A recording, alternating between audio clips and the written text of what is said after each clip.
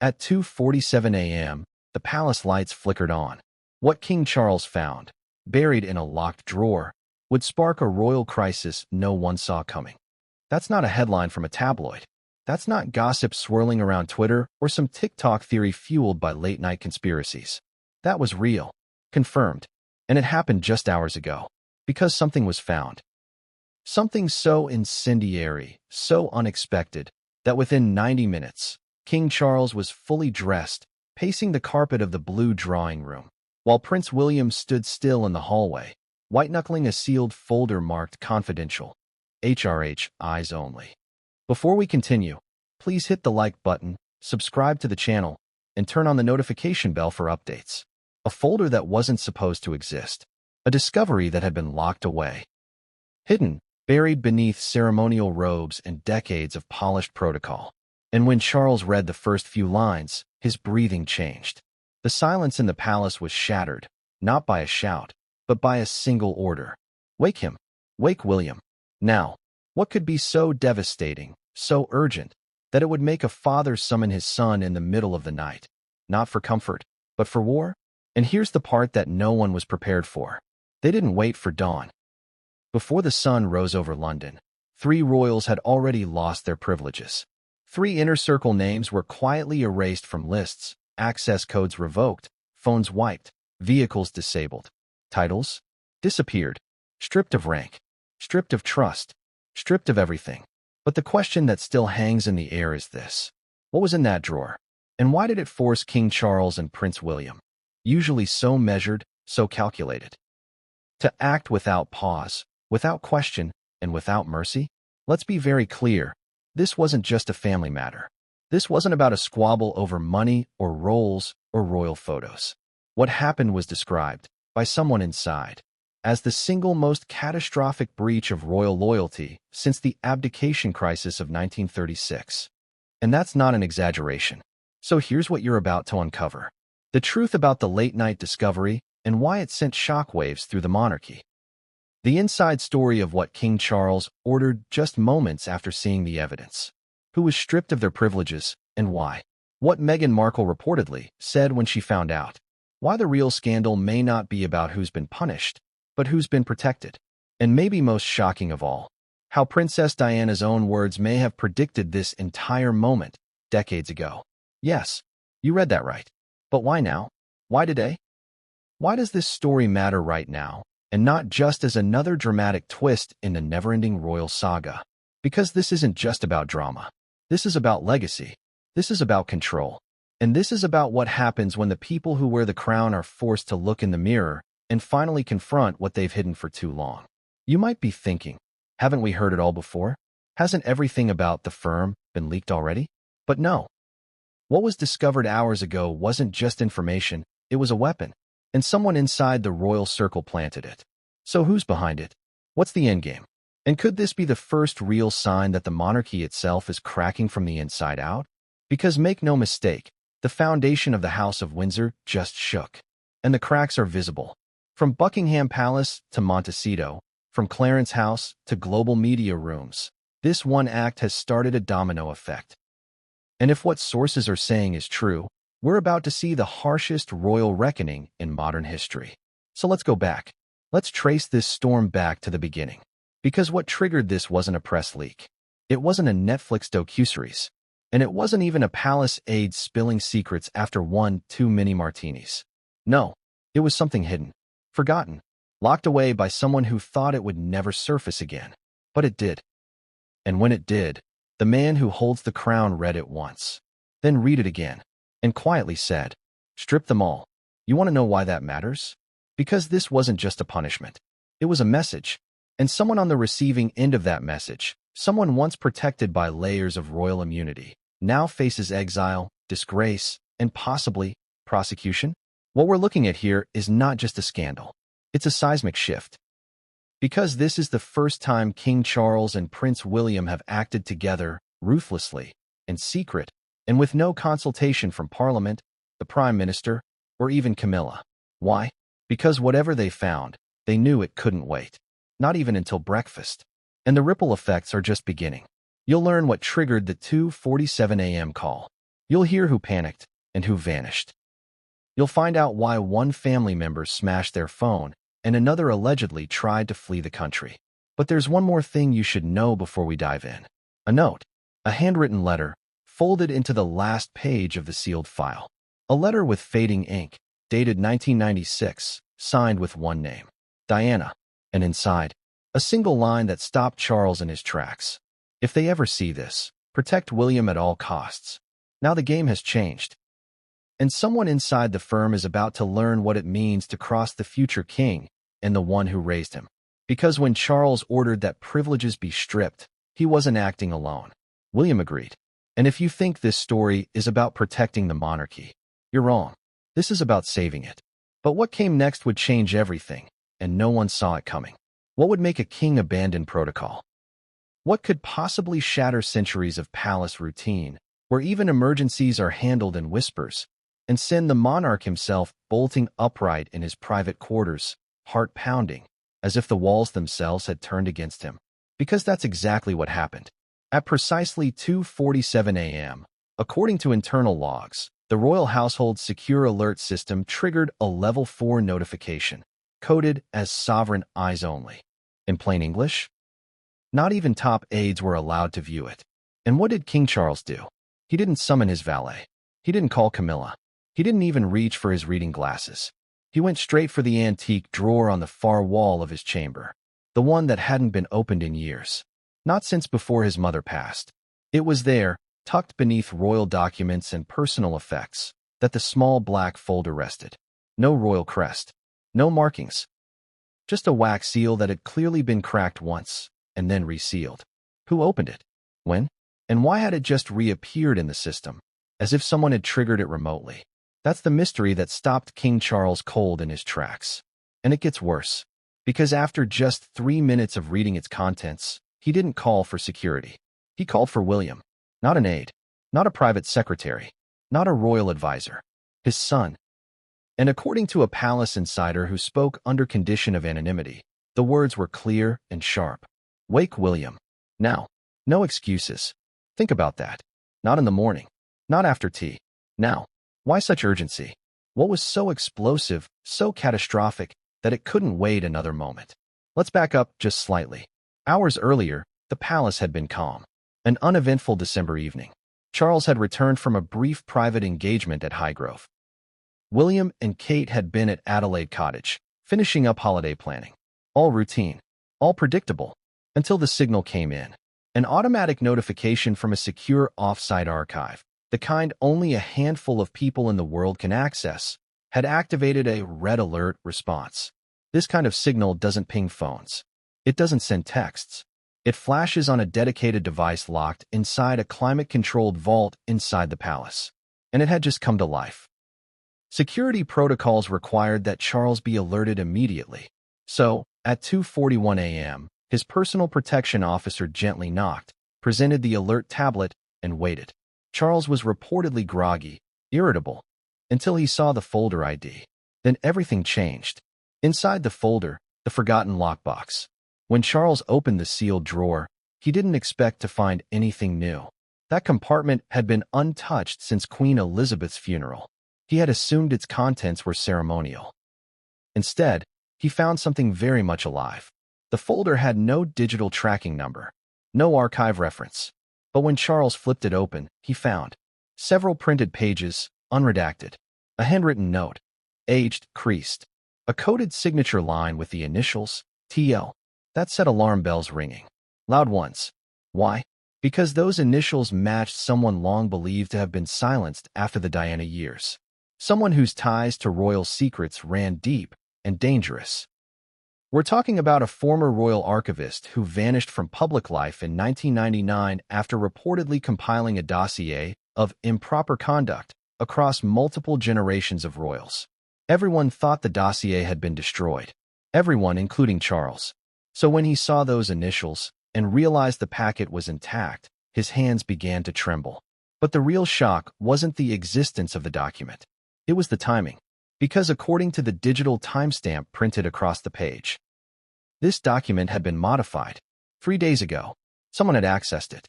Someone had updated it. Someone had left it exactly where Charles would find it. But who? And why? The call to William, a father's warning or a royal alarm. When William arrived at the palace, it was 3:09 a.m. He was reportedly still in joggers and a hoodie, his security team rushing him through a side entrance to avoid attention.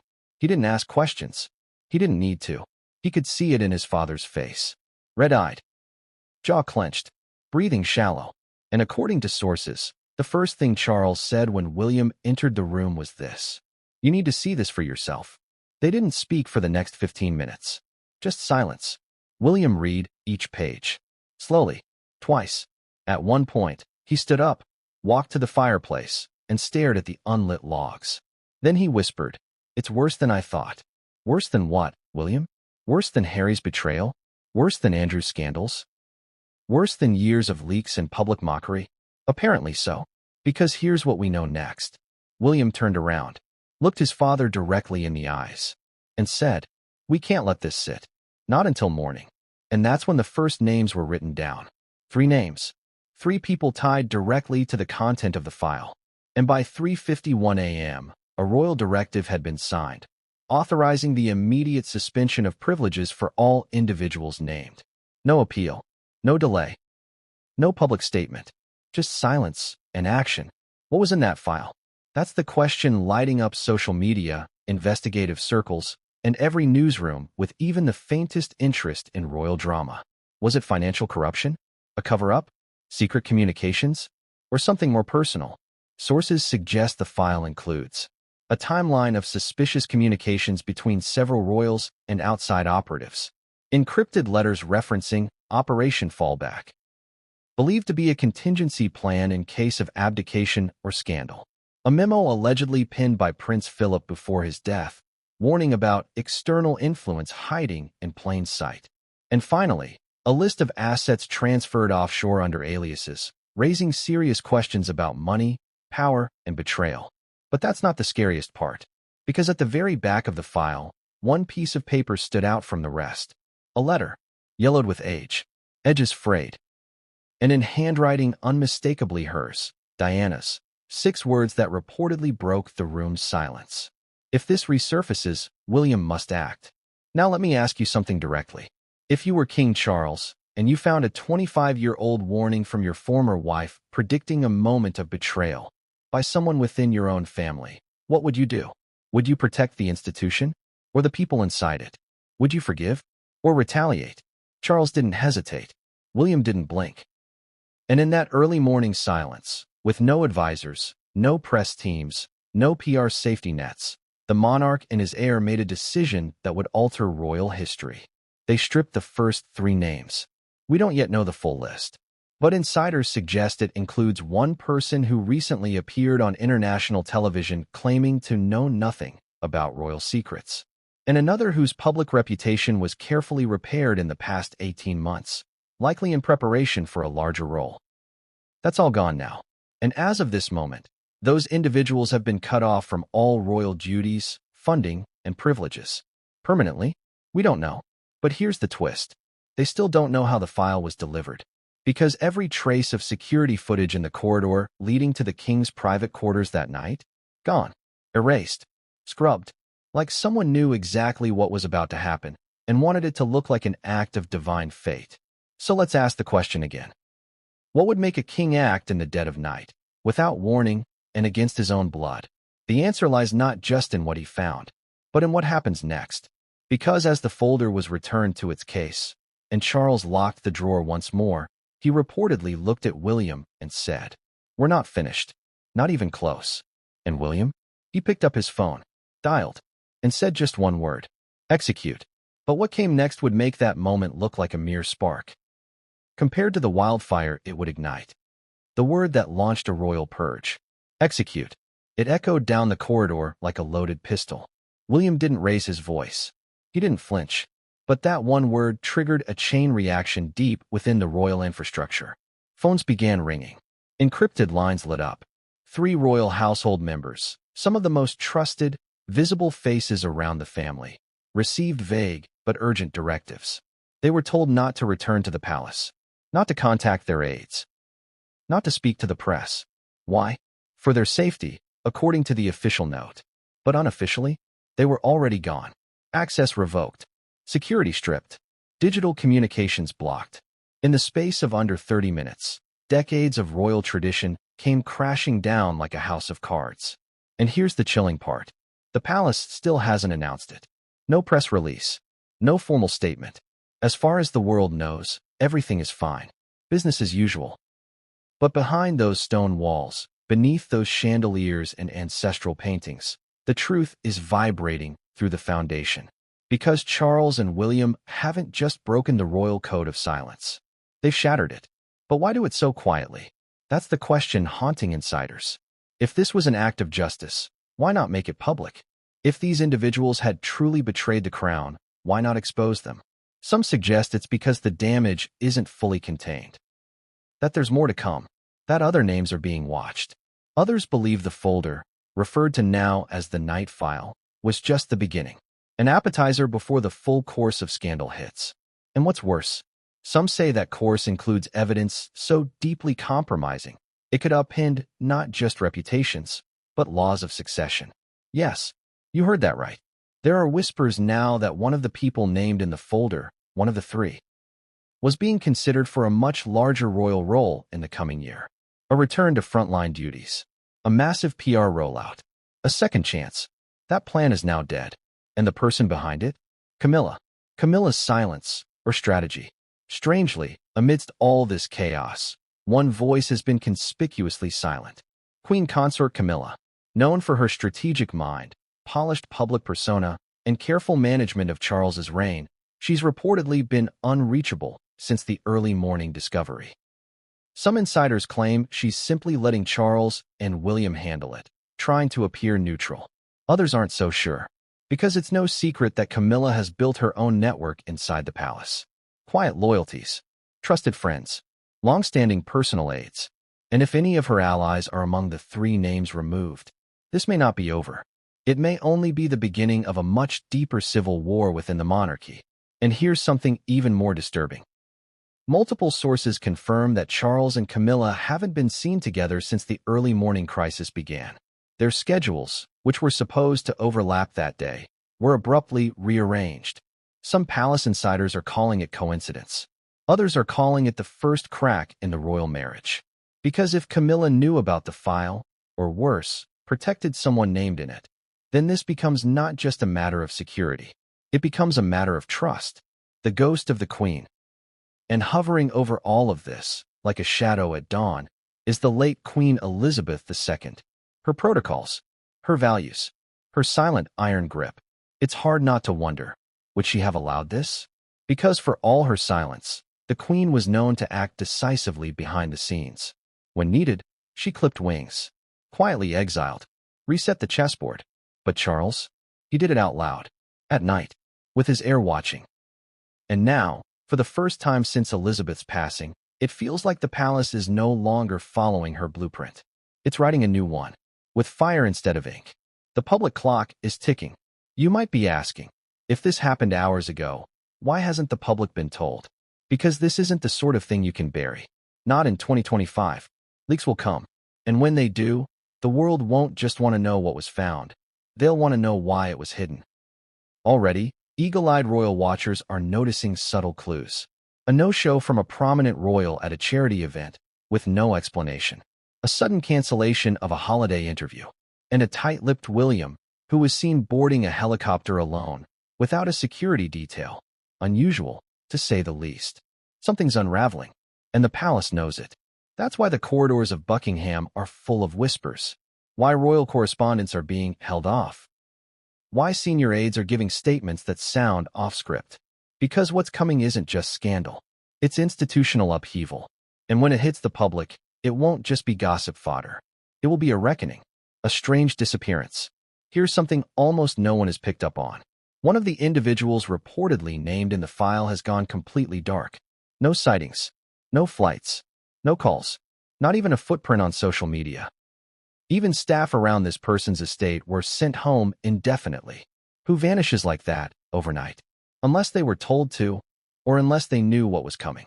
Because when someone disappears without a trace in royal circles, it doesn't mean they're on vacation. It means they've been shut down, removed. But here's the twist. What if they weren't just being punished? What if they were being protected? From what? Or from whom? A second folder? Some whispers say there's a second folder. That what Charles and William saw that night wasn't the whole thing. That a part 2 exists, and it's even worse. A sealed segment, deliberately held back. Some say it holds names of non-royal accomplices, evidence of manipulated media campaigns, and worst of all, plans to alter succession preferences in the event of a crisis. If that second folder is real, then everything we've seen so far is only Act 1. And Act 2? It may involve public figures, global players, and alliances that were never meant to be exposed. And then the note. We need to go back to it. Because that note, the one from Diana, is haunting. It wasn't long, just a few lines. But it ended with this. Protect William. They'll come for him, too. Who was they? Was she talking about the media? The establishment? Her own family? Or was she warning about something darker? Something systemic? Whatever it was, Charles believed her. Because after reading that, he placed the note in a sealed envelope, gave it to his personal protection officer, and said, "Deliver this only to him. No copies. Not even to me." Which means one thing. There's more to this than even Charles knows. Because Diana didn't trust the system. And maybe, just maybe, she was right. The final move that night. Before the sun rose, before aides began arriving for morning briefings, before the coffee had even been poured, King Charles made one last decision. He instructed Royal Legal Counsel to begin preparing an emergency succession briefing. Just in case something in that file forced his hand. Just in case the line of succession had to be clarified or altered fast. And that's when the tone in the palace changed. Because this isn't just about titles or duties. This is about the throne itself, and who may or may not be allowed to sit on it in the years to come. So now we ask again. What really happened at 2:47 a.m.? A simple alert? A locked drawer? A forgotten file? No, it was a fuse. One that had been waiting years, decades, to be lit. And now that it has, there's no going back. But what came next would expose everything they thought they had buried. And it would come from the one person no one expected to speak. If a secret is truly buried, why does it always resurface at the worst possible moment? Because by the time the palace clock struck 4:12 a.m., King Charles and Prince William were no longer debating what to do. They were debating how far back the rot went. The folder lay between them on a small side table. Black, unmarked, ordinary to the eye. But everyone in that room knew the truth. This folder was never supposed to be there. It wasn't part of the royal archives. It wasn't logged. It wasn't indexed. It wasn't even acknowledged in the private inventories Queen Elizabeth herself kept with meticulous precision. And yet, here it was. Which raises a chilling question. If this folder didn't officially exist, who preserved it? And more importantly, who reactivated it now? The folder had a smell. Old paper. Dust. Time. William noticed it first. He flipped one page back, then another. His brow furrowed. Then his jaw tightened. "This isn't an archive," he said quietly. Charles didn't respond. Because Charles already knew. This wasn't an archive file. It was a contingency file. The kind created when the truth is too dangerous to destroy, but too explosive to reveal. A file meant to be hidden until the very last possible moment. And that moment had just arrived. A file without a home. Royal documents always have a lineage. A stamp. A chain of custody. A reference number that tells you where it came from and who touched it last. This folder had none of that. No crest. No watermark. No registry seal. Instead, the first page bore a single typed line, centered and stark. For sovereign review only. If found, it is already too late. Let that sink in. Not confidential. Not classified. Too late. William exhaled slowly. "Who writes that?" he asked. Charles didn't answer. Because he recognized the phrasing. It was the same language used in a private memo circulated quietly within the palace in the late 1990s, after Diana's death, when fears of internal leaks, manipulation, and power struggles were at their peak. Back then, the monarchy was terrified of itself. Terrified that someone on the inside knew too much. Terrified that if the wrong person spoke, the crown wouldn't survive. So they created files like this. Files that were never meant to be opened. The hand behind the pages. As William continued reading, something else became obvious. This file wasn't written by one person. It was compiled, updated, revised, over years, different fonts, different paper stocks, different formatting styles. This wasn't a snapshot. It was a living document, and someone had kept it alive long after it was supposedly neutralized. One section stood out immediately: a timeline, neat bullet points, dates spanning nearly 3 decades, private meetings, unrecorded calls, back-channel communications between senior royals and outside intermediaries. Not politicians, not journalists, but private fixers, strategists, people whose job wasn't to serve the monarchy, but to shape reality around it. William paused. Some of these meetings never happened, he said. Charles shook his head. They happened, he replied. They were just never meant to be known. That distinction matters. Because if these events took place, if these alliances were real, then everything the public believes about how the monarchy operates is incomplete. Or worse, manufactured. The initials that changed everything. Halfway through the folder, Charles stopped reading. His eyes locked onto a small marking at the bottom of the page. 3 initials. TL. William saw it too. What does that mean? He asked. Charles closed the folder for a moment. His hands rested on top of it. Still, measured. They belonged to someone who was erased, he said. Someone whose name was quietly removed from palace records in 1999. A senior archivist. A gatekeeper of secrets. A person tasked with documenting internal disputes, unauthorized communications, and potential threats to the crown. That archivist was dismissed suddenly. No explanation. No farewell. No public acknowledgement. The official reason? Health issues. The unofficial reason? They knew too much. And before they disappeared, they left behind one thing. This file. Everyone believed it had been destroyed. Burned. Shredded. Gone forever. Everyone, except the person who hid it. The update that shouldn't exist. William turned to the back section of the folder. That's when he saw it. A page printed on modern stock. Crisp. Clean. With a digital timestamp. 3 days old. William's head snapped up. No, he said. That's not possible. Someone had accessed the file. Not decades ago. Not years ago. Days. Which means this wasn't just a relic. It was a message. Someone wanted Charles to find this now. Not later. Not after elections. Not after holidays. Now. And whoever did it knew exactly where to place it. Exactly how to trigger the alert.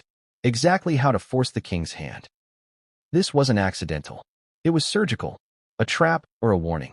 The updated section included annotations, short comments, arrows in the margins, and one sentence underlined twice. They believe the institution will protect them. They are wrong. William read it aloud, then looked at his father. Who's they? He asked. Charles didn't hesitate. People who forgot the crown is bigger than any individual, he said. But there was something else in his voice. Not just anger. Fear. Because if this file was activated now, it means someone believes the monarchy is vulnerable, and they intend to exploit it. The names that made William stand up. Then came the section that changed everything. A list. Not long, but devastating. 3 names were clearly marked, each followed by dates, behaviors, and cross-references to communications logged elsewhere in the file. William stood. Paced. Stopped. This can't go public, he said. And it won't, Charles replied.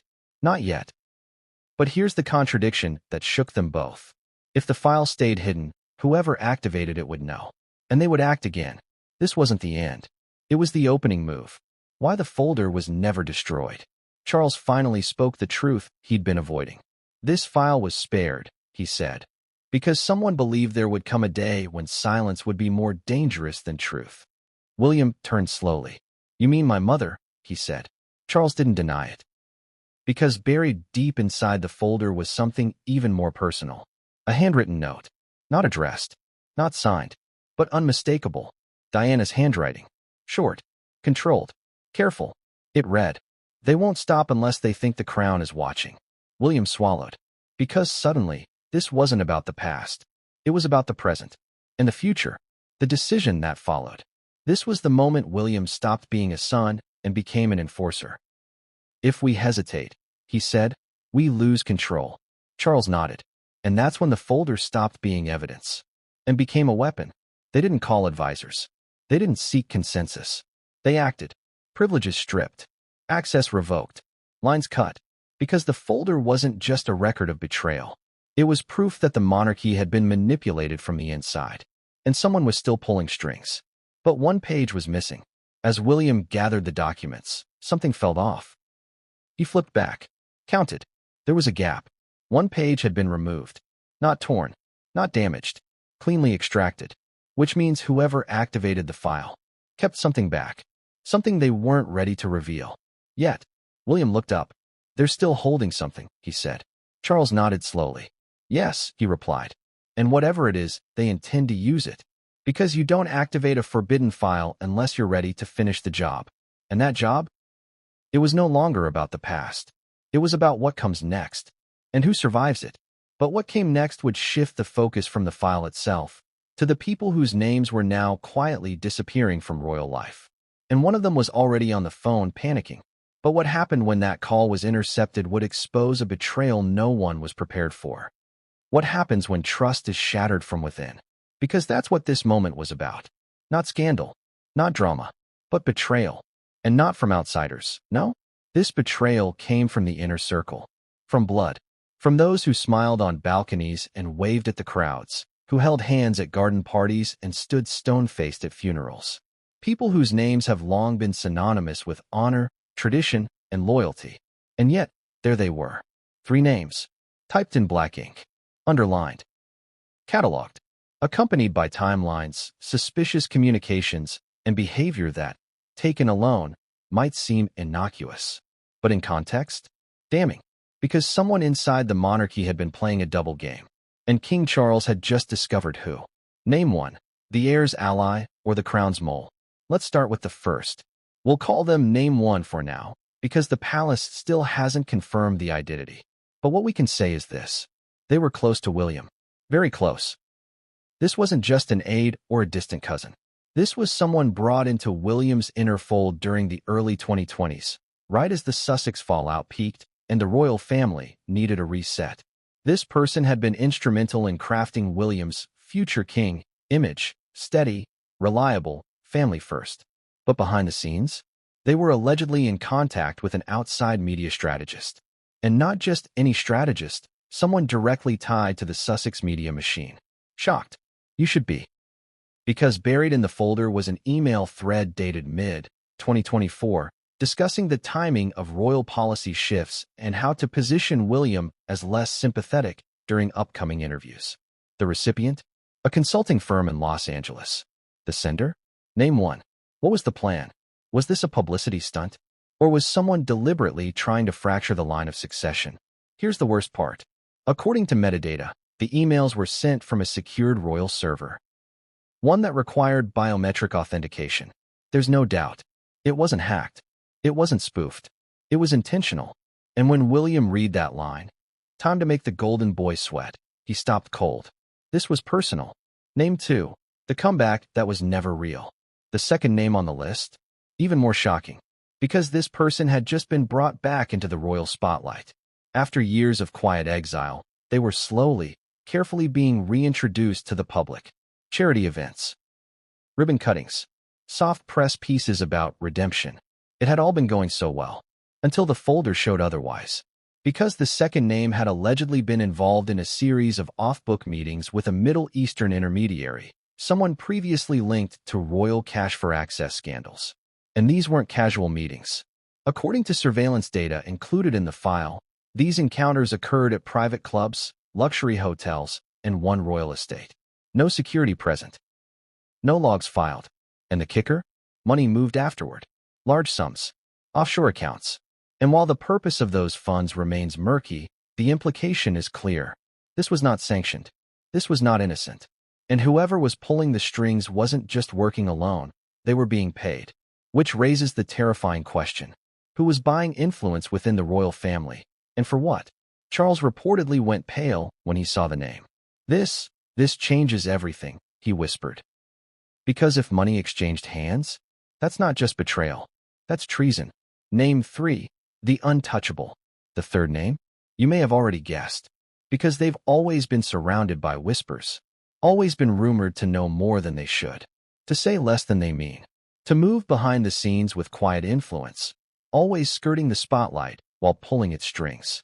For years, they were protected by the Queen, by senior advisors, by public favor. But now they're exposed. According to the folder, named 3 had access to multiple classified communications, including transcripts from Charles's private calls with world leaders. Let that sink in. Private calls with prime ministers, presidents, heads of state. Leaked. To who? The file doesn't say, but it does suggest that the leaks coincided, almost precisely, with strategically timed media attacks against the monarchy. Coincidence? Or coordination? And here's what's worse. The file includes a message found in a deleted chat thread on a wiped phone, where name 3 allegedly says, "This will ensure they never recover. The system has to fall." You read that right. The system has to fall. Not fix it. Not repair it. Destroy it. And when Charles saw that message, he didn't flinch. He stood, walked to the window, and said, "This one is finished." The fallout begins. The first person to receive the order was the Royal Communications Director. A phone call. No explanation. Just instructions.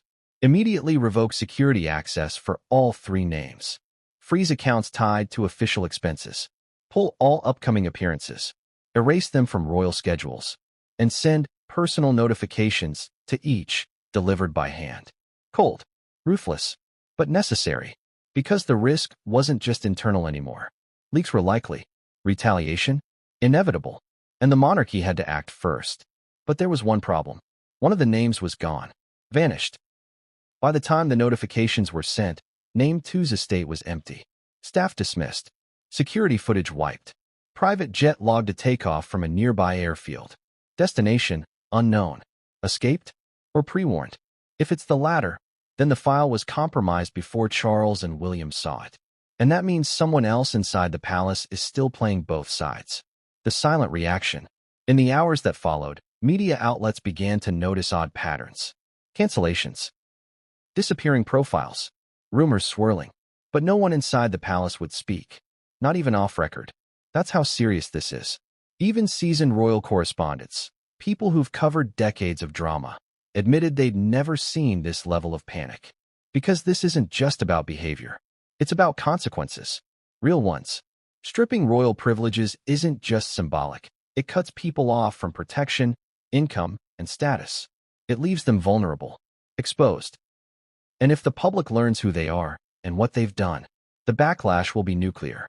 But why now? That's the question Charles and William kept circling back to. Why now? Why surface this folder now, when the monarchy was already battling declining popularity, global criticism, and relentless media scrutiny? Who gains from detonating this bomb? And is this truly about punishment? Or is it a power play? Because if the goal was to isolate Charles, if the real target was William, if someone wants to fracture the crown itself, then this is only the opening move. And the game is far from over. What Charles did next. At 6:22 a.m., as the palace slowly stirred awake, Charles made one final call. He summoned the Royal Legal Council, not his private attorney, the institutional legal body that advises the monarchy itself. And his instructions were chilling. Prepare guidance on disinheritance. Yes, disinheritance. The removal of royal status, permanently. No titles. No future. No return. Because Charles had made up his mind. This wasn't exile. This wasn't suspension. This was erasure. But someone else was watching. Because as the sun rose over London, a message pinged on a secure line housed in a private estate in California. And on the other end of that message, Meghan Markle. The words were simple. 4 of them. But they changed everything. You waited too long. What did she mean? Was she warned? Was she involved? Or had she always known this day would come? Whatever the case, her response was swift. She called her legal team. And then she called the press. But what came next would leave Buckingham Palace completely exposed. Because Meghan wasn't going to stay silent anymore. She was about to detonate a truth bomb of her own. And someone inside the palace had just agreed to help her. What if the heir to the throne isn't as clean as we thought? That's the question burning through royal circles right now. Because while Charles was reeling from betrayal, and while 3 inner circle names were being silently stripped of their titles, something else was unfolding behind closed doors. Something far more personal, far more devastating, and utterly unexpected.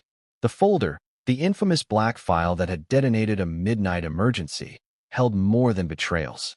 It held contradictions, timelines that didn't add up, messages that weren't supposed to exist. And then there was that paragraph. It wasn't even highlighted. It sat innocuously on page 47, buried between entries on obscure meetings and old logistics. But once William saw it, he froze, because it implicated him. Not directly, not obviously, but enough to set off a quiet panic inside his chest. He read the paragraph again, and again. Then he whispered, "That can't be right." The call log that shouldn't exist. The paragraph referenced a private phone call, dated April 14th, 2022, between William and someone only identified by an internal code name, Citron. There was no official record of the call, no calendar entry, no transcript. But according to the file, Citron had recorded the conversation, and part of it had been transcribed in the document. Here's the quote that shook William to the core. "I don't care what it costs. Just get it done quietly. My father can't know." That's it. That's all it said. But that sentence alone carried enough weight to destabilize the very image the public had been fed for years. William, the steady one. William, the principled. William, the peacemaker. Now, William, the secret negotiator. And worse, he didn't know if the tape still existed. Who was Citron? Charles asked the question out loud. "Do you know who that is?" William hesitated. Too long. Then finally, yes. That single word carried the weight of 1,000 implications. Because Citron wasn't a stranger. They were someone close. Trusted. A fixer. One of the silent ones. The people who don't appear in official royal photographs, but keep the entire institution from burning down. William hadn't spoken to Citron in over a year. Their relationship had ended under what he'd called tense circumstances. Now it all made sense. Citron had kept receipts, and those receipts had just landed in the king's hands. Damage control or desperation. William tried to explain. The call wasn't about anything illegal. It was about optics. Specifically, a documentary project that was being pitched to Netflix, one that, according to the pitch, would portray Charles in a less than flattering light during the post-Diana years. The producers were allegedly leveraging sources from inside the palace, people who once worked with Charles during his tumultuous marriage. William had panicked, not because the story was false, but because it was true. He had called Citron to shut it down, to pay off a few sources, to buy time, to protect his father, or so he thought. But the way the quote appeared in the file, it didn't look like protection. It looked like cover-up. Charles's reaction. He didn't raise his voice. He didn't shout. He just stared. Long. Hard. Then he asked the only question that mattered. "Did you lie to me?" William didn't answer. Because in royal circles, silence is often louder than confession. Charles sat down. "You asked me to strip 3 people of their royal rights," he said. "But now I learn you've been negotiating in the shadows." "It wasn't for me," William started. But Charles cut him off. "It doesn't matter. You broke the chain. You crossed the line. And then came the cruelest twist of all.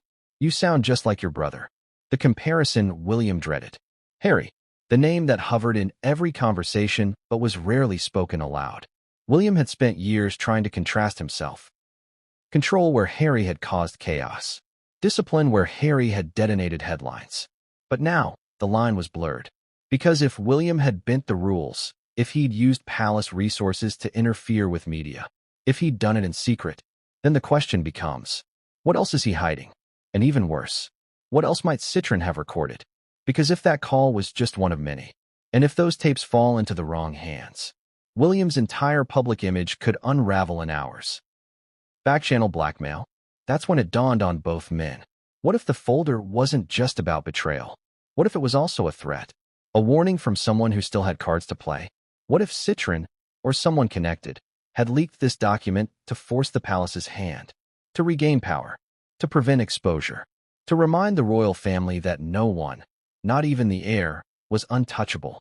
And if that's true, then this isn't just scandal. This is chess. And Charles and William may already be a move behind. William's breakdown. It happened quietly.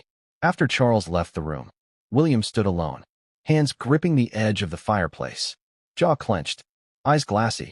This wasn't about politics anymore. This was personal. Because William had sacrificed nearly everything to maintain the image of the good royal, the obedient son, the responsible brother, the future king. But that image was cracking, not because he was malicious, but because he was afraid. Afraid that if the public ever saw the full truth, the messy, complicated, strategic truth, they'd turn on him the same way they turned on Harry. So he did what the firm always does. He managed. He micromanaged. He cleaned up messes before they became headlines. And now, that very instinct might destroy him. Kate's reaction. She arrived an hour later. She knew something was wrong the second she stepped out of the car. The energy was off. The staff were silent. And William, her William, wasn't there to greet her. When she found him, he was still in the same position. Frozen. She touched his shoulder. He turned slowly and said, "They have a recording of me. From 2 years ago." He expected her to panic. She didn't. Instead, she asked, "Is it bad?" And he replied, "It doesn't matter. It's enough. Enough to ruin him. Enough to feed the tabloids for years. Enough to suggest that the man next in line to the throne had secrets of his own." The new fear. What if someone releases the tape? What if it leaks? What if Meghan gets it? Because if she does, she won't hesitate. And then it won't just be William on the line. It'll be the entire House of Windsor. Because once the public starts to question the integrity of the heir, it's over. No matter how polished the PR, no matter how perfect the family photo. The real question now, who still has the recording? Citron? Or someone even higher up? And what do they want? Money? Power? A deal? Or maybe revenge? Because as Charles gathered his advisors to discuss a public response to the midnight purge, William slipped into the background, haunted, heavy, and suddenly aware of a brutal reality. Sometimes, it's not your enemies who bring you down. It's the secrets you thought you buried. But what happened next wasn't subtle. It wasn't quiet. It wasn't strategic. It was explosive. Because just as William thought things couldn't get worse, the first tape was leaked. What does it actually mean to be stripped of royal privileges? It's a question we often hear in passing. Tabloids shout it. Headlines echo it. Pundits debate it. But inside the palace, it means obliteration. It means being erased from the machine you were once part of. Your protection? Gone. Your income? Frozen. Your identity, built over decades, collapsed in the space of a single whispered order. And that's exactly what happened in the hours following King Charles and Prince William's midnight crisis. This wasn't symbolic. This was surgical. And the first 3 names on that now infamous list felt the axe before sunrise. The 4:13 a.m. call. That was the moment it began. A call was placed from a private palace line to a secure government liaison, someone with authorization to initiate what's known as Status Protocol 47. It's rarely used. In fact, only twice in modern history has it been activated. Once during the Edward VIII abdication scandal, and once during the Prince Andrew emergency in 2020. But now, it was being used in secret. No cameras, no public hearings, just a cold, internal order. 3 names, 3 lives, about to be wiped clean from the royal database. Name 1, the gatekeeper. Name 1 had been considered untouchable, close to William, publicly supportive. A figure that played well in the press, always on hand for ribbon cuttings, charity galas, quiet moments of solidarity. But now, gone. Their private vehicle was immediately pulled from its royal lease. Their digital key card access to all royal residences was revoked. Their security detail, 2 plainclothes officers, were recalled before sunrise. They didn't even have time to pack. By 6:17 a.m., they were officially a civilian. But here's the gut punch. This person had been preparing for an engagement that morning. A school visit. Cameras. Smiles. Instead, they woke up to silence. No staff. No driver. Just a hand-delivered letter slipped under their door. By order of His Majesty, your privileges have been suspended until further notice. Return all royal property within 48 hours. Speak to no press. Can you imagine? One day, the world calls you your grace. The next, you're nobody. Name 2, the revived royal. Name 2's fall was even more dramatic. This was someone whose redemption arc had been in the works for years. They'd been brought back into the fold slowly, carefully. PR teams worked overtime to rehabilitate their image. Articles spoke of fresh beginnings, reconciliations, and healing. They even had a key appearance lined up, a high-profile charity partnership with a global brand. All of it canceled. Within 30 minutes of the order being given, an official palace press email was sent out to all media outlets. Due to scheduling changes, name withheld, will no longer be participating in the upcoming events. But that was just the start. Behind the scenes, their allowance? Cut off. Their palace apartment? Locked. Their royal staff? Reassigned. By the end of the day, movers had arrived with plain brown boxes. Every framed portrait, every royal insignia, every silk cushion embroidered with their crest, removed. It was as if they never existed. But what made it even crueler? They didn't see it coming. Because Name 2 had just been featured in a glowing royal profile weeks earlier. The palace had hyped them up, set them on a new path, then pulled the rug. And why? Because of their secret meetings with foreign intermediaries, exposed in the folder. Now, even their dogs had to be relocated. Yes, that's how deep it goes. When the monarchy decides you're out, you're out. Name 3, the one with the secrets. Name 3's story wasn't about glamour. It was about fear. Because this wasn't just someone who lost privileges. This was someone who had power. Real, behind-the-curtain power. They were an operator. An architect. Someone who had access to data, infrastructure, protocols. And when the order came to revoke their access, alarms went off inside multiple departments. Why? Because Name 3 had clearance. They weren't just part of the royal family. They were part of the royal machine. And now, that machine had turned on them. Security specialists were deployed to manually wipe their devices. Servers were scanned. Hard drives encrypted. Anything connected to Name 3 was locked down like a nuclear site. And here's the kicker. By the time the palace IT team tried to remote wipe one of their devices, it was already gone. Erased. Not lost. Not stolen. Wiped. Which means one thing. They knew. They knew the hammer was coming. And they covered their tracks before it hit. The invisible strip. Here's the part the public doesn't always understand. Being stripped of royal privilege doesn't mean you're banished to a dungeon. There's no exile boat sailing down the Thames. There's no televised ceremony. It happens quietly, efficiently, with the cold efficiency of a centuries-old institution designed to protect itself at all costs. You're not screamed at. You're erased. Suddenly, your credit card doesn't work. Your driver doesn't show. Your name disappears from briefings, from protocols, from speeches. No more royal insignia on your documents. No more seat at the table. No more insider calls. It's as if your last name changed overnight and nobody told you. And that's exactly what these 3 now face. The public reaction, or lack thereof.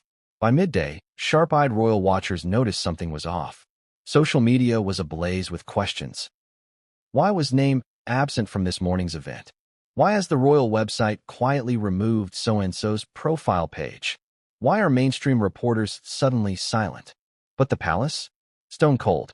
No statements. No denials. No explanations. And that's the genius of it.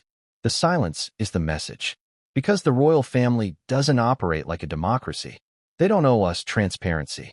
When they erase someone, they do it with the confidence of legacy, of lineage, of knowing that they write the story and the world follows. But here's the twist. This time, someone else was watching. Someone who knew those names. Someone who had been waiting for this exact moment. And that someone was Meghan Markle. Meghan's reaction. She found out around 8 a.m. California time. A message hit her encrypted phone. 3 names. 1 sentence. He finally did it. That's all it took. Within minutes, her team was on a call. Legal advisors. PR handlers. Crisis strategists. Not in panic. In positioning. Because Meghan didn't see this purge as a tragedy. She saw it as an opportunity. An opening. A way to finally tell her version of the truth and have the world believe her.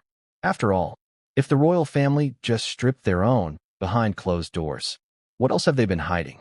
But the real danger wasn't Meghan's response. It was what came after.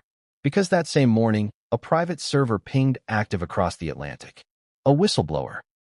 Inside the palace, disgusted by what they called the hush-up, they reached out to a London-based investigative journalist. And they offered something chilling. Audio of a royal discussing how to manufacture sympathy and bury dissenters. Guess who was on the tape? One of the 3 stripped names. But here's the cliffhanger. They weren't talking to a reporter. They were talking to Meghan. And the full tape was just minutes from leaking. What do you do when the world is about to discover the truth? and there's nowhere left to hide. If you're the royal family, you activate something almost no one outside the inner circle knows exists. A top-secret crisis protocol. Codename, Operation Wallflower. Not listed in any official archive. Not mentioned in interviews. And absolutely never acknowledged publicly. But make no mistake, when things go sideways, truly sideways, this is the nuclear button. And it had just been pressed. Because as the first audio leak loomed, as social media began to pick up whispers about the purge, and as Meghan Markle's camp began planning their next move, the monarchy's last line of defense kicked into gear. The hidden war room. There's a room in Buckingham Palace known only to about 12 people. Not marked, not guarded, not glamorous. It's behind a wooden panel, tucked within a corridor that once led to Queen Victoria's dressing rooms. This is where Operation Wallflower is housed. It's not a war room in the traditional sense. It's quieter, colder, lined with screens and binders, encrypted lines, untraceable laptops, no windows, no leaks. It's the epicenter of damage control when scandal threatens the sovereignty of the crown. And by noon on the day of the purge, every seat in that room was filled. The director of royal communications, the palace legal chief, the cybersecurity liaison, and an unnamed figure, often referred to only as the architect. That person? They've never been photographed, but they've managed more cover-ups than some politicians serve years. And now, their job was clear. Contain the fallout. Scramble the message. Rewrite the narrative. The PR playbook opens. Step 1. Flood the media cycle. Within 2 hours, the following distractions were deployed.